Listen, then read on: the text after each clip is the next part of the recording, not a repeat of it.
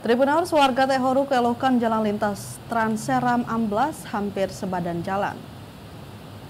Amblasnya jalan lintas Trans Seram tepatnya di RT 06 Negeri Tehoru, Maluku Tengah makin parah di musim penghujan ini. Kejadian bermula sejak musim hujan pada Juli 2024 lalu, di mana luapan air menghancurkan drainase, merobohkan jembatan kecil dan amblasnya jalan penghubung antar kecamatan hingga kabupaten. Pantauan tribunramon.com Minggu 15 Juni 2025, lebar jalan amblas diperkirakan 2 hingga 3 meter, hampir memakan separuh badan jalan. Terdapat kurang lebih 6 rumah warga tepat berada 5 meter dari jalan dan drainase. Salah seorang warga RT 06, Ansar Hayoto, 61 tahun, mengeluhkan kondisi jalan tersebut.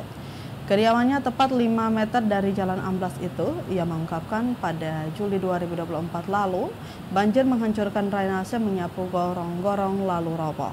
Jembatan kecil penghubung akses jalan warga putus. Disampaikan waktu itu butuh sekitar 30 bambu membuat jembatan sementara secara swadaya. Sejak saat itu sampai sekarang belum ada sentuhan apapun dari pemerintah negeri maupun pemerintah daerah.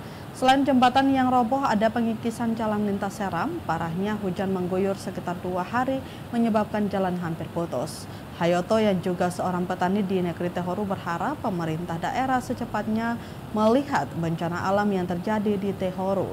Sebab akses jalan itu paling penting untuk aktivitas dan keselamatan masyarakat.